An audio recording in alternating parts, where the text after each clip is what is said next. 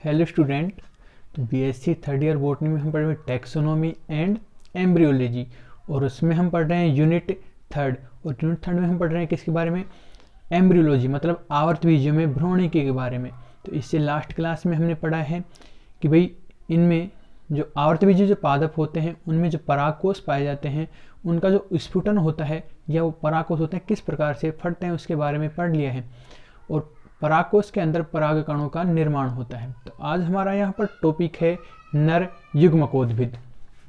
तो यूनिट हम पढ़ रहे हैं कौन सी? थर्ड। और यूनिट थर्ड में आज जो अपना टॉपिक है क्या है भाई? नर युग्मकोद्भिद। आवर्तबीजियों में नर युग्मकोद्भिद। तो नर युग्मकोद्भिद की बात कर रहे हैं। नर युग्मकोद्भिद भाई नाम से स्पष्ट है कि इसमें किसका निर्माण होगा? नर युग्मक का निर्माण होगा। ठीक है, नर युग्मकोद्भिद के अंदर नर युग्मक का निर्माण होगा। और जो आवर्तबीजियों की बात कर रहे हैं यहाँ, जो नर युग्मक होगा क्या होगा? परागकण होगा। ठीक है, अब उसके बाद बात करते हैं कि जो परागकण होते हैं जो निर्मित होते हैं किसके अंदर? लघु बीजाणुधानी के अंदर। ठीक है, परागकणों को प्रारंभिक अवस्था में हम क्या बोलते हैं? लघु बीजाणु बोलते हैं। तो इसमें हम लिखेंगे कि जो नर युग्मकोद्भिद होता है उसकी जो प्रारंभिक जो कोशिका होती है वो क्या होती है? लघु बीजाणु होती है। तो इसमें हम लिखेंगे कि भाई जो परागकोश होते हैं, परागकोश में क्या पाई जाती है? लघु बीजाणुधानियां। तो परागकोश में लघु बीजाणुधानियों में क्या बनते हैं? लघु बीजाणु परिवर्धित होते हैं, लघु बीजाणु विकसित होते हैं। ठीक है, और जो नर युग्मक का जो निर्माण होता है उसकी जो प्रारंभिक अवस्था या प्रथम जो अवस्था होती है क्या होती है? लघु बीजाणु ही होती है। तो इसमें आगे हम लिखेंगे कि जो लघु बीजाणु होती है, लघु बीजाणु नर युग्मकोद्भिद पीढ़ी की, नर युग्मकोद्भिद पीढ़ी की प्रथम अवस्था होती है। ठीक है, मतलब इसके द्वारा ही आगे क्या होता है? परागकण का निर्माण होता है। और हमने पहले ये भी बताया था कि जो प्रारंभिक अवस्था में क्या होते हैं? लघु बीजाणु होते हैं चतुष्क के रूप में, लेकिन जैसे इसकी जो चतुष्क जो भित्तें होती है गलती हैं तो फिर क्या बन जाता है? परागकण बन जाता है। तो इसमें नेक्स्ट हम लिखेंगे कि चतुष्क से पृथक होने पर, चतुष्क से पृथक होने पर जो लघु बीजाणु होता है क्या कहलाता है? परागकण कहलाता है। चतुष्क से पृथक होने पर लघु बीजाणु परागकण कहलाता है। परागकण के अंदर क्या पाया जाता है? केंद्रक पाया जाता है। किसके अंदर भी क्या? केंद्रक पाया जाता है। फिर इसमें क्या होता है? केंद्रक विभाजन बनता है और इसमें 1 से 2 कोशिकाएं बनती हैं। ठीक है, एक तो बड़ी कोशिका, एक छोटी कोशिका। ठीक है, इसमें हम लिखेंगे आगे कि युग्मक जनन की क्रिया के दौरान, युग्मक जनन मतलब कि जब युग्मकों का निर्माण होता है वो जो प्रोसेस होती है क्या कहलाती है? युग्मक जनन। तो युग्मक जनन की क्रिया के दौरान परागकण का केंद्रक विभाजित होकर, परागकण का केंद्रक विभाजित होकर 2 कोशिकाएं बनाता है। एक तो छोटी कोशिका जनन कोशिका और एक बड़ी कोशिका कायिक कोशिका। केंद्रक विभाजित होकर एक बड़े आकार की कायिक कोशिका व एक छोटे आकार की जनन कोशिका बनाता है। जनन कोशिका बनाता है। ठीक है, अब उसके बाद क्या होता है? जो जनन को जो कोशिका होती है इसमें समसूत्री विभाजन होता है और उससे फिर 1 से क्या बनते हैं, 2 नर युग्मक बनते हैं। तो जनन कोशिका में, जनन सेल में सूत्री विभाजन होने से, सूत्री विभाजन होने से 2 नर युग्मक बनते हैं, 2 नर युग्मक बनते हैं। ठीक है भाई, तो इसमें कितने, 2 नर युग्मकों का निर्माण होता है। उसके बाद हम बात करते हैं कि भाई लघु बीजाणु से परागकण बनते हैं। तो परागकण की संरचना के बारे में कि इसकी जो संरचना होती है वो किस प्रकार की पाई जाती है। तो जो नेक्स्ट अपना जो टॉपिक है इसमें क्या है, परागकण संरचना।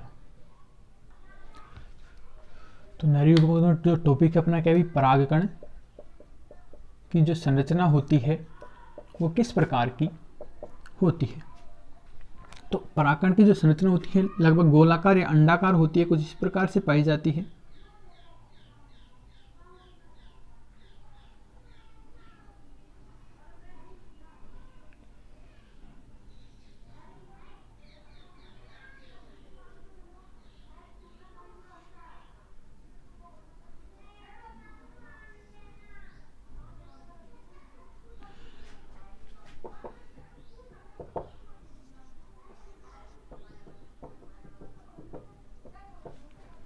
ठीक है भाई, ये क्या है, परागकण की संरचना।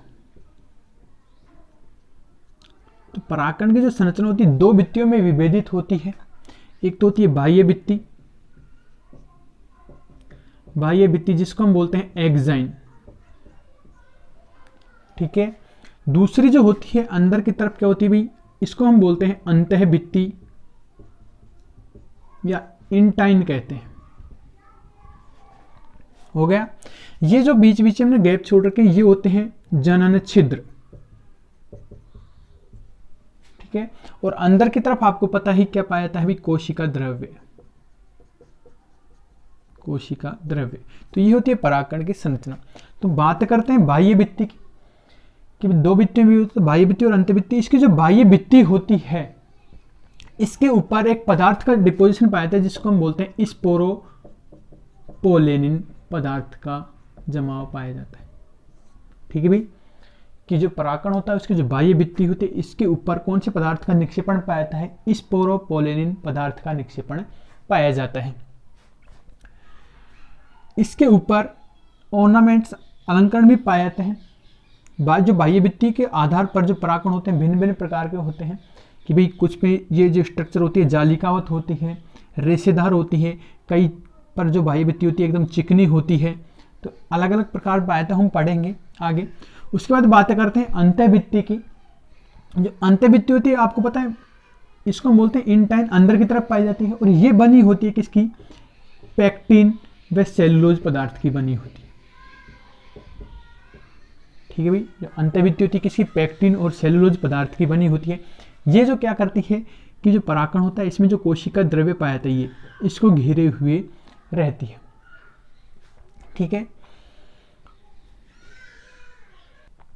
तो इसमें हम आगे लिखेंगे कि भाई प्रत्येक परागकण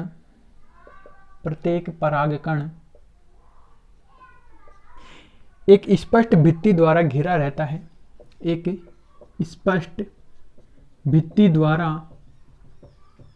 घिरा रहता है।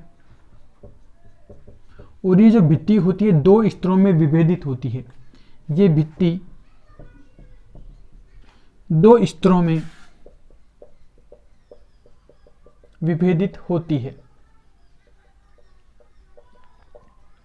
ठीक है, बात बता रहे थे जैसे परागकण भित्ति की बात करें, परागकण भित्ति 2 प्रकार से बताई थी। एक तो बताई थी कौन सी, बाह्य भित्ति, और दूसरी कौन सी थी, अंतः भित्ति। बाह्य भित्ति बताया था भाई इसके ऊपर क्या स्पोरोपोलेनिन पदार्थ का डिपोजिशन पाया जाता है, स्पोरोपोलेनिन पदार्थ का जमाव पाया जाता है।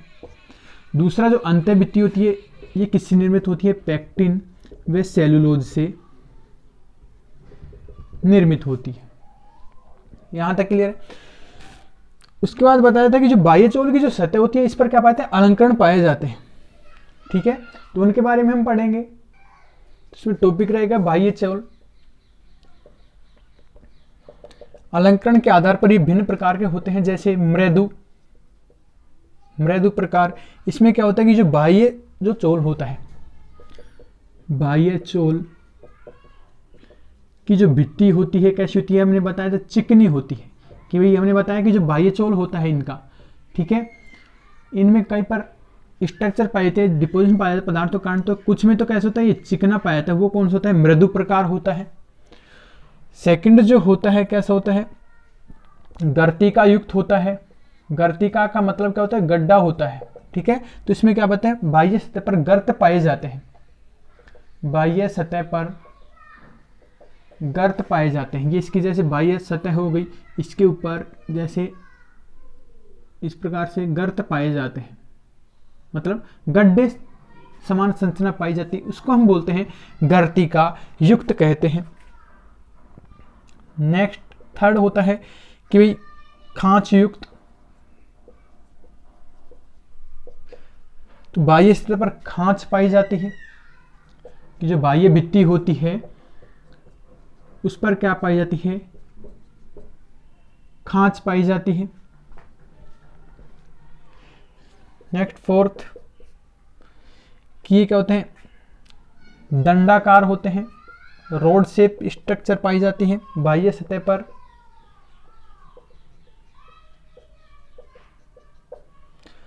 दंडाकार अतिवृद्धियां पाई जाती हैं, दंडाकार अतिवृद्धियां। दंडाकार अतिवृद्धियां किस प्रकार, ये क्या है भाई, पराकण है, इसके ऊपर इस प्रकार की स्ट्रक्चर पाई जाती है दंडाकार बाह्य सतह पर। तो ये कौन सी हो गई, दंडाकार।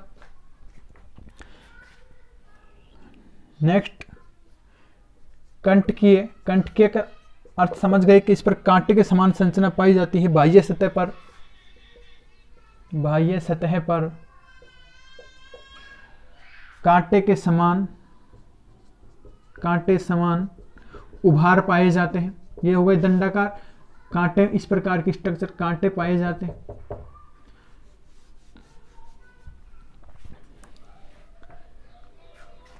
नेक्स्ट जाली का रूप। जाली का रूप में हम लिखेंगे कि भाई इस पर क्या होती है, जाली के समान आकृति पाई जाती है बाह्य सतह पर, नाम से स्पष्ट है, जाली के समान आकृति पाई जाती है।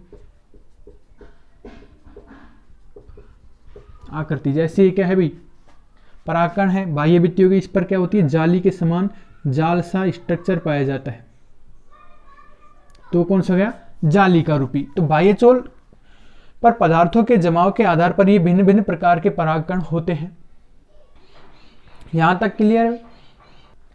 अब इसके अलावा जो परागकण होते हैं, बाह्य चोल तो हो गए, अब जो बाह्य चोल के ऊपर क्या पाया जाता है, पोलेन किट पाया जाता है। भाई ये क्या हो गया, परागकण हो गया, उसके ऊपर डिपोजिशन हो गया, बाह्य सतह हो गई, ऑर्नामेंटल अलंकरण हो गया। इसके बाद इसके ऊपर क्या पाए जाते हैं, पोलेन किट पाया जाता है। अब पोलेन किट क्या होता है कि ये क्या करता है कि कुछ पादपों में, सभी पादपों में नहीं पाया जाता पोलेन किट, कुछ पादपों में क्या करते हैं, इनको विशेष रंग व गंध प्रदान करता है।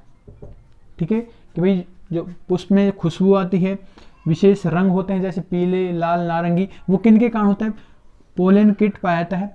ठीक है, मतलब वर्णक भी पाए जाते हैं, उसके साथ पोलेन किट होता है। अब इस पोलेन किट का काम क्या होता है कि गंध के कारण ही क्या करता है, कीटों को अपनी ओर आकर्षित करता है। जो भी कीट होते हैं उनको अपनी तरफ आकर्षित करता है, कीट इन पर आकर बैठते हैं और ये फिर क्या होते हैं, जो परागण की जो क्रिया होती है उसमें ये सहायक होते हैं।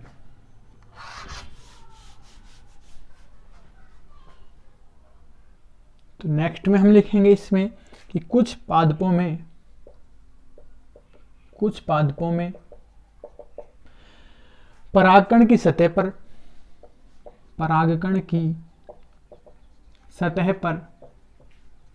पोलेन किट पाया जाता है, पोलेन किट पाया जाता है, जो इन्हें क्या करता है, विशेष रंग व गंध प्रदान करता है, जो इन्हें मतलब परागकणों को इन्हें विशेष गंध व रंग प्रदान करता है। ठीक है। ये परागकण चिपचिपे होने के कारण कीटों के शरीर से चिपक जाते हैं, कीटों के शरीर से चिपक जाते हैं और एक पादप से, ठीक है, या एक पुष्प से दूसरे पुष्प पर पहुंच जाते हैं।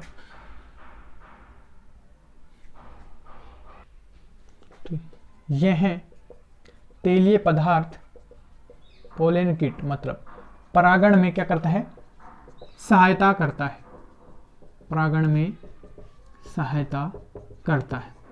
ठीक है, तो ये था अपना टॉपिक नरयुग्मकोद्भिद और उसमें परागकण की संरचना। यहां तक क्लियर है।